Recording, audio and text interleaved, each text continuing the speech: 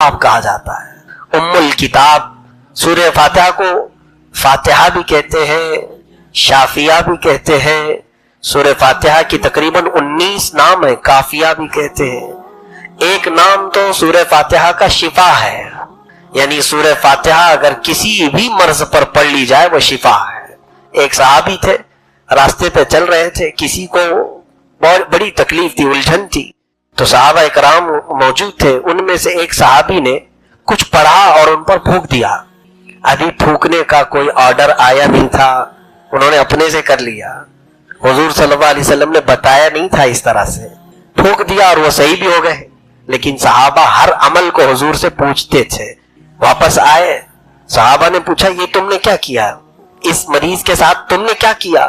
چلو حضور صلی اللہ علیہ وسلم کے پاس۔ میرے آقا صلی اللہ علیہ وسلم کے پاس لایا گیا، حضور نے پوچھا تم نے کیا پڑھا اور کیا پھونک دیا؟ انہوں نے کہا میں نے سورہ فاتحہ پڑھا اور پھونک دیا، وہ صحیح ہو گیا۔ میرے آقا صلی اللہ علیہ وسلم مسکرائے اور دوسرے صحابہ سے فرمایا کیا تمہیں معلوم نہیں سورہ فاتحہ کا ایک نام شافیہ بھی ہے، شفا دینے والی ہے؟ میرے اس صحابی نے جو کیا وہ بالکل صحیح کیا، یعنی سورہ فاتحہ بیماریوں کے لیے شفا بھی ہے۔ وظیفہ یاد رکھ لے، مجھے ہمارے بزرگوں کی طرف سے اجازت شدہ لکھ کر کے بھی ملا ہوا ہے کہ کیسا ہی عظیم مرض ہو، آپ اپنے ہاتھ میں پانی لے، 72 مرتبہ سورہ فاتحہ ایک بیٹھک میں پڑھیں، 72 ٹائمز، 72 مرتبہ سورہ فاتحہ پڑھ کر آپ دم کر کے رکھ لے، چاہے جیسے بھی مرض میں ہو وہ پانی پلائیں، انشاءاللہ شفا ہوگی۔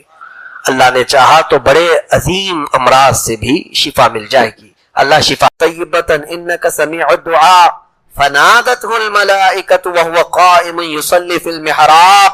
ابھی وہ محراب میں کھڑے ہی تھے، فرشتے آ کر کے بشارت دینے لگے، اے زکریا آپ کو مبارک ہو، اللہ آپ کو یحییٰ علیہ السلام کی شکل میں ایک بیٹا دینے والا ہے۔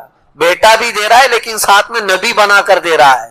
90 سال کی عمر میں حضرت زکریا علیہ السلام کو دعا تو کی ہے لیکن پھر تعجب خود کرتے ہیں، قال ربی انا یکون لی ولد، مجھے بیٹا کیسے ہو سکتا ہے، انا یکون لی غلام وکانت امراتی عاقر، میری بیوی تو بوڑھی ہو گئی ہے، سن ایاس کو پہنچی، یعنی جس کے ایام حیض ختم ہو جاتے ہیں، سن ایاس جس کو کہتے ہیں عورتوں کی عمر اوپر ہو گئی۔ تو حضرت زکریا تعجب بھی کر رہے میری بیوی کو بیٹا کیسے ہو سکتا ہے؟ فرشتوں نے کہا قال کذالک اللہ یفعل ما یشاء، اور اب فرماتا ہے وہ اللہ ایسے ہی چاہتا ہے کہ تمہیں اسی حالت میں بیٹا ہو۔ میرے عزیزو، اب یہاں پر ایک نقطہ عرض کرنا ہے، یہ جو لفظ ہے نا یہ بہت اہم ہے، ہونا علی کا دعا زکریا ربا۔ حضرت زکریا علیہ السلام نے محراب مریم میں کھڑے ہو کر کیوں دعا کیا جبکہ وہ خود نبی ہیں؟ اور حضرت مریم کون ہے؟ نبی نہیں ہے، اللہ کی ایک ولیہ ہے۔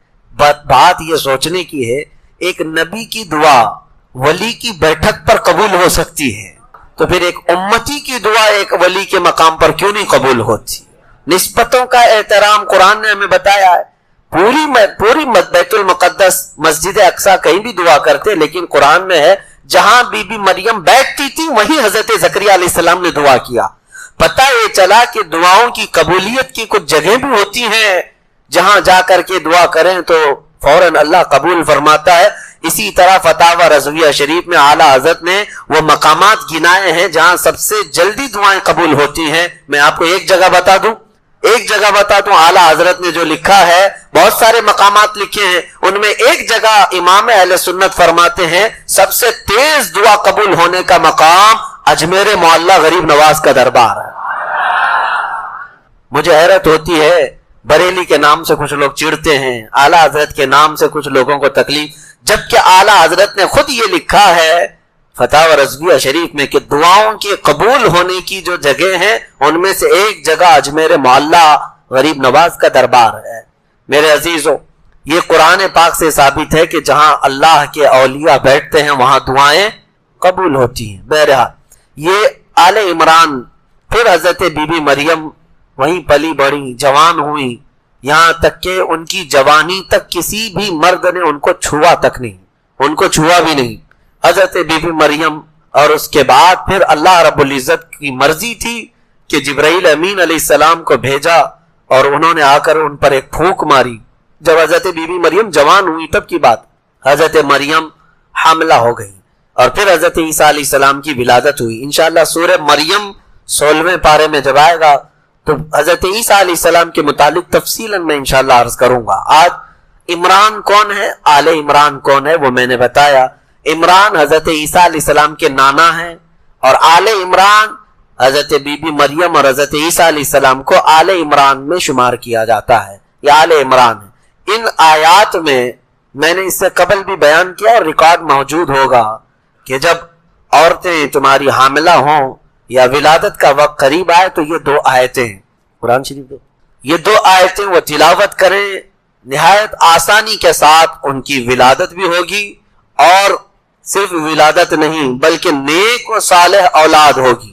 یہ آیتیں میں صرف اور صرف سورہ آل عمران کی آیت نمبر یہ اناؤنس کر دوں گا، کیونکہ بعد میں بہت سارے لوگ پوچھتے رہ جاتے ہیں.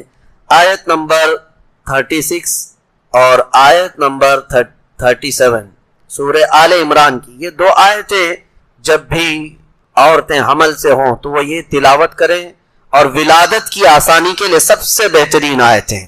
اس کے بعد اور 2 آیتیں اس سے قبل کی تفسیر میں بھی میں نے ریکارڈ کیا ہے، آج پھر آپ کو بتاتا ہوں. 2 آیتیں ایسی ہیں آج ہم نے تلاوت کی ہے. جیسا بھی تم پر بوجھ ہو قرض کا، جیسی بھی بے روزگاری ہو، یہ 2 آیتیں عشاء کی نماز کی سب سے آخری 2 رکعت نفل نماز میں 5 مرتبہ پڑھتے رہیں. یہ تجربے کی بات میں بتا رہا ہوں، بہت تیز اثر کرتی ہیں، اور اللہ تعالیٰ اس بندے کو بے نیاز فرماتا ہے. ہر طرح کے بوجھ سے اللہ تعالیٰ اسے بے نیاز فرماتا ہے. وہ آیتیں ہیں تولج اللیل فی النہار وتولج النہار فی اللیل، نہیں بلکہ اس سے پہلے قل اللہم مالک الملک تؤتی الملک من تشاء وتنزع الملک ممن تشاء وتعز من تشاء وتذل من تشاء بیدک الخیر انک علی کل شیء قدیر. اس کے بعد والی آیت، یہ دونوں آیتیں یاد کر لیں. اور پھر فرمایا گیا کہ اگر کوئی محکوم ہے، مزدور ہے، ان آیتوں کی تلاوت کرے، اللہ کبھی بھی اس پر کسی کو غلبہ نہیں دے گا، کوئی اس کے اوپر حکومت نہ کر سکے گا. اللہ رب العزت کی قدرت غالب ہے، اور جو بندہ اس کی تلاوت کرتا ہے وہ ہمیشہ سرخرو رہے گا، سر بلند رہے گا، اور محکومیت سے محفوظ رہے گا. اور ہمیشہ یہ تمنا بھی کرنا چاہیے، میرے آقا صلی اللہ علیہ وسلم دعا بھی کرتے تھے، نعوذ بک من غلبۃ الدین وقہر الرجال، اے اللہ میں تیری پناہ مانگتا ہوں قرض کے بوجھ سے اور لوگوں کی حکومت سے، لوگوں کی محکومی سے. مجھے میرے والد گرامی نے یہ دعائیں تلقین بھی کی تھی، اور وہ فرماتے کہ میں نے کعبے کا غلاف پکڑ کر کے دعا کیا تھا کہ اے اللہ زندگی بھر مجھے کبھی کسی کی غلامی میں مت رکھ، اور کبھی بھی لوگوں کی محکومی میں نہ رکھ. اسی لیے یہ وراثت میں مجھے بھی ملا ہے. میرے والد بھی بڑے عالم دین تھے، اور زیادہ دن تک وہ بھی امامت نہیں کر سکے. 4-5 مسجدوں میں امامت کی ہے چند مہینوں میں، اور اس کے بعد بہت سارے آپ کو پتہ ہے عقل سلیم رکھنے والے لوگ حاکم بنتے ہیں امام کے اوپر، اور یہی محکومیت ہمیں پسند نہیں ہے. عالم ہے تو اللہ تبارک و تعالیٰ نے مسلح عطا کیا ہے. ہم کبھی یہ نہیں چاہتے کہ آپ کے اوپر حکومت کریں، لیکن ہم یہ بھی نہیں چاہتے کہ کوئی جاہل جو ہے عالم کو ہانکتا رہے. کوئی جاہل عالم کو ہانکتا رہے. یہ میں آپ کو بتاؤں، ایک بہت بڑے بزرگ علامہ تقی الدین رحمۃ اللہ تعالی علیہ، ہمارے علاقے کے ایک بہت بڑے پائے کے بزرگ ہیں، ولی. وہ ایک دارالعلوم کے صدر مدرس بھی تھے، پڑھاتے تھے. مدرس میں اور ایک مدرس تھے اور ایک عالم تھے، دونوں میں تکرار ہو گئی، بحث ہو گئی. حضرت تقی الدین رحمۃ اللہ علیہ اور ان کے، اب آپ کہیں گے کلی، ان کے ساتھ پڑھانے والے ایک اور عالم دین تھے، دونوں میں کچھ معاملات انبن ہو گئے. تو یہ بات چلنے لگی تو اب فیصلہ کرنے کے لیے کمیٹی والے آئے، 2 مولانا لوگوں کا فیصلہ کرنے کے لیے کمیٹی والے آئے. تو جب حضرت تقی الدین رحمۃ اللہ علیہ کو یہ بتایا گیا کہ آپ کا یہ معاملہ صلح کرا دیا جائے گا، یا جس کو کہتے ہیں سیٹ آؤٹ کر دیا جائے گا، تو انہوں نے پوچھا کون آ رہے ہیں؟ کہا کہ صدر صاحب ہیں اور سیکریٹری صاحب ہیں، یہ آ رہے ہیں. اسی دن انہوں نے لیٹر اٹھایا اور استعفیٰ لکھ کر کے دیا. کہا جہاں گنگا الٹی بہ رہی ہو، علماء جاہلوں کا فیصلہ کرنے کی بجائے جاہل اگر علماء کا فیصلہ کرنے لگے تو اس جگہ رہنا ہی مناسب نہیں. اس کے بعد سے پھر وہ کبھی اس جگہ پر نہیں آئے. اور میرے آقا صلی اللہ علیہ وسلم نے فرمایا اذا وسد الامر الى غیر اہلی فانتظر الساعہ، جب دین کے معاملات جاہلوں کے ہاتھ میں جائیں تو انتظار کرو، قیامت بہت قریب آ چکی، بہت قریب آ چکی. اسی لیے میرے عزیزوں، ایک مشہور بات ہمارے سامنے آئی تھی مسجد کی امامت کے لیے امام آتے رہتے. ممبئی میں تو یہ بہت چلتا ہے, ٹیسٹ دینے کے لیے آتے ہیں, پہلے جمعہ پڑھائیں گے, پھر مغرب عشاء پڑھائیں گے, دیکھیں گے ان کی قرات کیسی ہے, تقریر کیسی ہے, اور ٹیسٹ کون لے رہا ہوتا ہے؟ جاہل لوگ دیتے ہیں. ایک امام صاحب مسجد کی امامت کے لیے آئے, اپلائی کیے, جمعہ پڑھایا انہوں نے, اس کے بعد بیٹھے کمیٹی والے لوگ ٹیسٹ لینے کے لیے کہ حضرت ہم تھوڑا بہت آپ سے پوچھیں گے, اس کے بعد امامت پہ رکھیں گے. کہا ٹھیک ہے پوچھیے. تو صدر صاحب نے پوچھا قیامت کی نشانیاں کیا ہیں مولانا آپ بتائیے. انہوں نے کہا سب سے بڑی نشانی تو آپ ہی ہیں. قیامت کی پہلی نشانی یہ ہے کہ جاہل جو ہے علماء کا ٹیسٹ لینے لگ جائے. اس کے بعد وہ وہاں سے نکل گئے. بہرحال بات طویل نہ ہو جائے, یہ دعائیں یاد رکھیں. اللہ تبارک و تعالی ہمیشہ محکومی سے محفوظ رکھے, رزق ایسا دے کہ اللہ تعالیٰ بے نیاز کر کے رزق عطا کرے, لوگوں کی محتاجی سے ہمیشہ محفوظ رکھے. اس کی دعا بھی کرتے رہو اور کوشش بھی کرتے رہو. اور پھر میں نے دوسری چیز کیا بتائی آپ کو, یہ سورہ عمران آل عمران میں عمران کون ہے اور آل عمران کون ہے یہ بتایا. سیکنڈ نمبر پر میں نے کہا آیت مباہلہ, ایک آیت اس میں ہے عیسائیوں کا اور حضور پاک صلی اللہ تعالی علیہ وسلم کا. ایک بار اس بات پر مباحثہ ہوا کہ کون حق پر ہے. عیسائی کہتے تھے کہ ہم حق پر ہیں. نبی پاک صلی اللہ تعالی علیہ وسلم کو اللہ نے فرمایا اے محبوب آپ ان سے کہہ دیں اگر تم حق پر ہو نا فَقُلْ تَعَالَوْا نَدْعُوا أَبْنَاءَنَا وَأَبْنَاءَكُمْ وَنِسَاءَنَا وَنِسَاءَكُمْ وَأَنفُسَنَا وَأَنفُسَكُمْ. آؤ میں اپنے بیٹے بیٹیاں لے کر آتا ہوں, میں اپنی عورتیں لے کر کے آؤں گا, میں خود بھی آؤں گا, تم اپنے بیٹے بیٹیاں لے آؤ, تم اپنی عورتیں لے آؤ, اور تم خود بھی آؤ, اور بیٹھیں گے ایک میدان میں. یہی مباہلہ ہے, ایک مناظرہ ہے, ڈیبیٹ کرنا, یعنی میں ایک دلیل دوں گا آپ ایک دلیل دیں گے, مناظرہ ہے. اور ایک ہے مباہلہ, اس میں بات چیت نہیں ہے, اس میں بیٹھے رہیں گے میدان میں اور دونوں دعا کریں گے. دونوں دعا کریں گے کہ اللہ جو جھوٹا ہے اس کا چہرہ کالا کر دے, یا کوئی نشانی. جیسے بہت سارے ہمارے بزرگوں نے مباہلے میں الگ الگ چیزیں اختیار کی. میں پہلے یہ حضور کا مباہلہ بتاتا ہوں. حضور پاک صلی اللہ علیہ وسلم نے عیسائیوں سے کہا آ جاؤ تم بھی آؤ میدان میں بھی آتا ہوں, اور ہم اپنے اپنے رب کو پکاریں گے. جس کا دین سچا ہوگا وہ حق اس کا ظاہر ہو جائے گا. عیسائی مان گئے, کہا کہ ٹھیک ہے. نجران ایک جگہ ہے, وہاں کے عیسائی تھے. اب حضور پاک صلی اللہ علیہ وسلم اپنے گھر سے نکلے اور ساتھ میں کس کو لیا؟ سیدہ بی بی فاطمہ الزہرا کو, امام حسن کو, امام حسین کو, اور حیدر کرار علی مرتضیٰ کو. یہ پنجتن پاک کا قافلہ نکلا ہے اور نجران کی طرف. میرے عزیزوں ناموں میں اتنا اثر ہے کہ آج بھی ہم دعا کرتے ہیں لی خمسۃ اطفی بہا حر الوباء الحاطمہ المصطفیٰ والمرتضیٰ وبناہما والفاطمہ. میرے پاس 5 نام ایسے ہیں جن سے ہر بری چیز کو اور ہر گرمی کو میں دور کر دیتا ہوں. وہ 5 نام کیا ہیں؟ ایک مصطفیٰ, ایک مرتضیٰ, ایک حسن حسین اور ایک فاطمہ. یہ 5 ناموں میں یہ تاثیر ہے. یہ پنجتن پاک کا قافلہ نکلا نجران کی طرف اور حضور پہنچ گئے. اہل حق ہمیشہ پہنچتے ہیں. نبی پاک صلی اللہ تعالی علیہ وسلم میدان مباہلہ میں پہنچے. عیسائیوں کو آنا تھا مقابلے میں, اور جب سب سے بڑا عیسائی پادری تھا وہ اپنے محل میں بیٹھا ہوا انتظار کر رہا تھا, آنے تو دیکھتے ہیں. اور جب حضور پہنچ ہی گئے تو ان کو پہلی بات تو یہ سمجھ میں نہیں آ رہا کیا یہ صحیح میں آ گئے, اور اس کے بعد دیوار پر چڑھ کر کے جھانکنے لگا کہ آئے ہیں تو دیکھ لوں. پہلے دور سے نبی پاک کے چہرے پاک کو دیکھا, اور ساتھ میں وہ ایسا منظر تھا کہ سورج جگمگا رہا ہو اور ساتھ میں چاند بھی ہو اور ستارے بھی ہوں. پھر اس آسمان کا کیا کہنا, اس نے دور سے دیکھا اور سٹ پٹا گیا اور سارے عیسائیوں کو بلایا اور پکار کر کہا نادانو تم نے کس کو مباہلے کے لیے بلایا, دیکھ نہیں رہے وہ چہرہ. اور وہ عیسائی پادری کہتا ہے قسم خدا کی اگر میں مباہلے میں چلا جاؤں سامنے اور وہ نبی اگر اٹھا دے ہاتھ دعا کے لیے قیامت تک کوئی عیسائی زندہ نہیں رہ سکتا. یہ کون کہہ رہا ہے؟ خود عیسائی پادری کہہ رہا ہے. کہا تم نے کس کو بلا لیا؟ حضور پاک صلی اللہ تعالی علیہ وسلم کے پاس وہ سرنڈر ہو گئے, کہا کہ ہمیں مباہلہ نہیں کرنا, آپ واپس تشریف لے جائیں. حضور پاک صلی اللہ تعالی علیہ وسلم واپس تشریف لائے. مباہلہ اسلام میں ہے لیکن ہونے کے چانسز بہت کم ہوتے نہیں. اس کی ایک وجہ ہے, سیدنا خالد بن ولید رضی اللہ تعالیٰ عنہ عیسائیوں نے ایک بار پکڑ لیا تھا اور کہا تم صحیح مذہب پر ہو, حق مذہب پر ہو, تو آؤ چلو ہم بھی ٹیسٹ کر لیتے ہیں. کہا چلو. حضرت خالد بن ولید کے سامنے جو معاملہ تھا وہ کیا تھا, عیسائی آئے اور ایک ایسا خطرناک زہر لا کر کے رکھا, ایسا خطرناک زہر جس کو چھونے سے چمڑی نکل جاتی تھی. اگر وہ زہر لگ جائے تو چمڑی نکل جائے گی، اتنا خطرناک زہر. عیسائیوں نے کہا کہ چلو اس زہر کو رکھتے ہیں اور ہم دونوں دیکھتے ہیں، اللہ کا نام لیتے ہیں. حضرت خالد بن ولید نے کہا یقین ہے مجھے، میں میرے رب کا نام لے کر زہر اٹھا کر پی لوں گا، تمہیں بھی پینا ہوگا. حضرت خالد بن ولید کو انہوں نے کہا ٹھیک ہے تم پہلے کرو. حضرت خالد بن ولید نے بسم اللہ الرحمن الرحیم پڑھا اور اٹھا کر پورا زہر پی لیا. وہ گھبرا کر بھاگنے لگے، کہا کہ یہ کون انسان ہے کیا؟ اور بہت دیر تک دیکھتے رہے کہ کچھ تبدیل ہوگا کہ نہیں ہوگا. کہاں سے تبدیل ہوتا؟ وہ خالد بن ولید سیف اللہ المسلول ہے. کچھ نہیں ہوا، اللہ کے نام سے پیا. عیسائیوں نے کہا کہ یہ کچھ جادو کر دیا تم نے، ہو سکتا ہے یہ جادو ہوگا شیشی پر یا بوتل پر. حضرت خالد بن ولید نے کہا پورا نہیں، جو بچا ہے اس میں وہی چاٹ لو جو بچا ہے. لیکن ان میں سے کسی کی ہمت اور طاقت نہیں ہو سکی کہ اس زہر کو چکھ بھی سکے. ہر زمانے میں یہ ہوا ہے. عزیزان گرامی اوقات، آگ میں جانے کا جو مباہلے کا معاملہ ہے یہ بھی کوئی پہلی مرتبہ نہیں تھا. لوگ مجھے آج پوری دنیا میں تقریباً اسی نام سے جانتے بھی.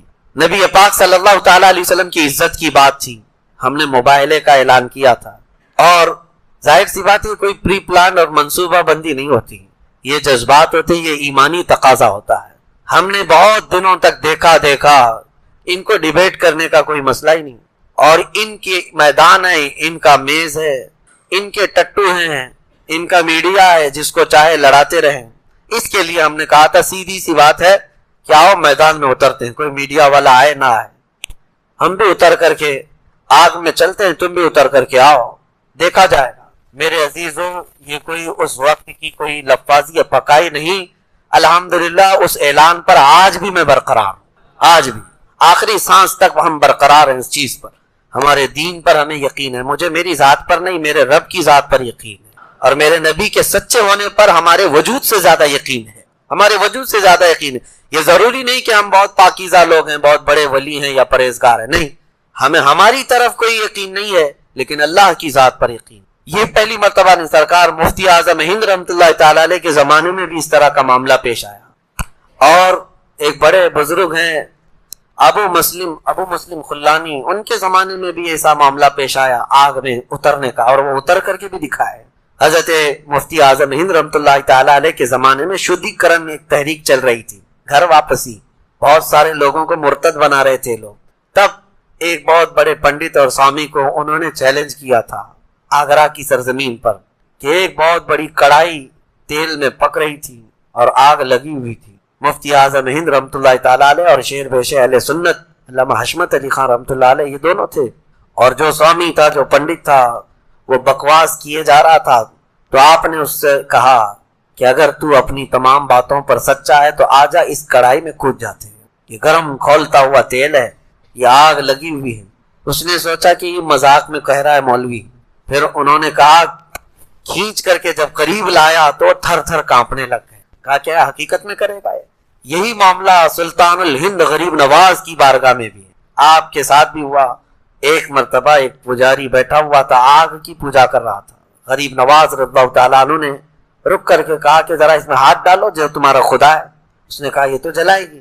کہا اتنے سال سے عبادت کر رہے ہو پھر بھی جلائے گی. تو سرکار غریب نواز نے جب یہ کہا تو پجاری نے کہا یہ سب فلسفہ، یہ منطق چلنا چھوڑ دو، آگ کا اثر ہے جلانا، وہ جلاتی ہے. غریب نواز نے فرمایا نہیں، آگ کا اثر جلانا ہے لیکن بغیر حکم خدا کے نہیں جلاتی، میرے خدا کے حکم کے بغیر نہیں جلاتی. تو اس نے کہا اگر تم اپنی باتوں پر اتنے پکے ہو تو تم ہی ہاتھ ڈال دو. اس کی گود میں ایک بچہ رکھا ہوا تھا. سرکار غریب نواز نے اس کا بچہ بھی اٹھا لیا اور خود آگ میں چلے گئے. بہت بڑی آگ تھی وہ، اور ایسے چلے گئے اندر. وہ واویلا مچانے لگا، چلانے لگا کہ یہ درویش گیا تو گیا، میرا بچہ بھی لے کے گیا. بہت دیر تک وہ باہر نہیں آئے. کئی لوگوں کو اس نے جمع کر لیا، بہت سارے لوگ دیکھنے آئے. کافی دیر کے بعد سرکار غریب نواز اس بچے کے ساتھ اپنا جبہ جھاڑتے ہوئے باہر تشریف لائے. کچھ بھی نہیں تھا. بچے کو لے کر کے اس نے دیکھا تو ماتھا بھی ٹھنڈا ہے، جسم بھی ٹھنڈا ہے، سب پکڑ کر کے دیکھو تو آگ کا کوئی اثر ہی نہیں. بچہ تو غریب نواز کا نہیں تھا، بچہ اسی کا تھا. سرکار غریب نواز رضی اللہ تعالیٰ عنہ نے ثابت کر دکھایا. آگ میں وہ حقانیت ثابت کرنے کے لیے، اپنی کرامت نہیں، اللہ کی وحدانیت اور اسلام کی حقانیت ثابت کرنے کے لیے گئے اور واپس آئے. لیکن ساتھ میں یہ بھی بتا دیا جو ان کے دامن سے وابستہ ہوتا ہے وہ چاہے کسی کا بھی بچہ ہو اللہ اسے بھی محفوظ رکھتا ہے. اسی لیے ہمارے نعرے کیا ہوتے ہیں؟ غوث کا دامن، یہ بولتے ہیں نا خواجہ کا دامن. کیوں کہتے ہیں ہم؟ اسی لیے کہ ان دامنوں سے لگے رہیں گے دنیا کی آگ سے بھی محفوظ اور آخرت کی آگ سے بھی انشاءاللہ محفوظ رہیں گے. یہ آیت مباہلہ. سیکنڈ چیز میں نے آپ کو بتا دی، مباہلہ کیا ہوتا ہے؟ مباہلہ حق کی اظہار کے لیے باطل اور حق کے درمیان ایک ایسا مقابلہ کہ دونوں اپنے اپنے خداؤں کو پکاریں اور اللہ رب العزت حق کو ظاہر فرماتا ہے. تیسری چیز میں نے آپ کو کہا محمد صلی اللہ تعالی علیہ وسلم اللہ کے رسول. یہ معاملہ حضور کی وفات کے وقت میرے عزیزو، ہمارا اسلام ایسا ہے جو کسی شخص پر ڈیپینڈ نہیں ہے، کسی بھی شخص پر ڈیپینڈ نہیں ہے. کوئی اگر یہ سوچتا ہے کہ مجھ سے ہی سب کچھ چل رہا ہے اور میں نہیں رہوں گا تو دین کا نظام نہیں چلے گا، تو یہ خام خیالی ہے. امت میں بڑے بڑے علماء آئے، صحابہ آئے، فقہاء آئے، لیکن کیا اسلام رکا ان کے جانے کے بعد؟ سرکار غوث پاک کا اپنا زمانہ تھا، لیکن ان کے انتقال کے بعد کیا اسلام ختم ہوا؟ غریب نواز کے بعد اسلام ختم ہوا؟ کسی کے بعد نہیں. اسلام جو ہے کسی شخص سے ڈیپینڈ نہیں. اللہ تعالیٰ اپنے دین کی خدمات کسی سے بھی لیتا ہے، لیکن یہ دین صبح قیامت تک رہے گا. نبی پاک صلی اللہ علیہ وسلم کی وفات کے بعد یہ دین نہیں رکا تو پھر اب کسی اور کے بعد کیوں رکے؟ حضور کا جب انتقال ہوا تو صحابہ میں ایک بہت بے چینی تھی، بہت بے چینی تھی.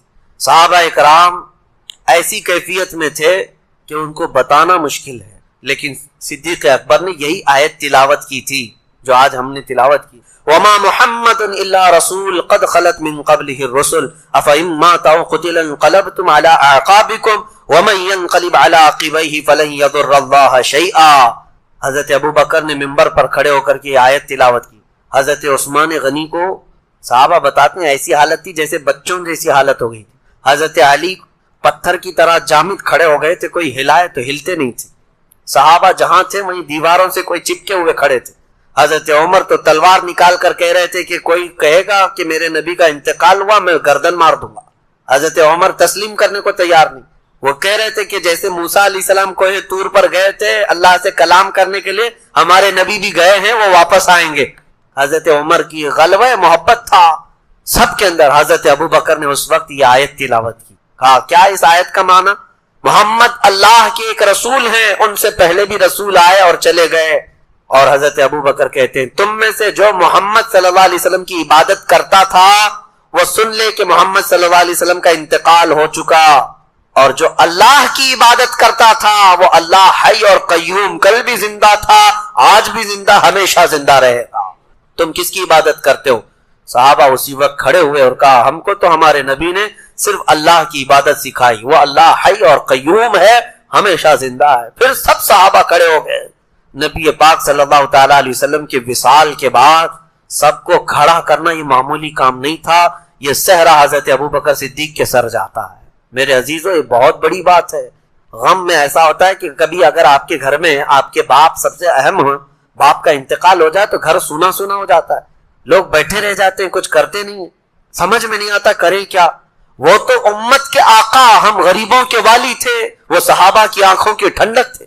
جس دن میرے آقا انتقال کر گئے مدینے والے کہتے ہیں اس سے زیادہ کالا، یعنی اس سے زیادہ تاریک دن، اندھیرا مدینے میں کبھی آیا ہی نہیں جس دن حضور کا انتقال ہوا تھا. اور مدینے والے کہتے ہیں جس دن حضور ہجرت کر کے مکہ سے مدینے آئے تھے اس دن سے زیادہ روشن دن ہم نے مدینے میں کبھی دیکھا ہی نہیں. یہ مدینے والوں کا عقیدہ بھی تھا.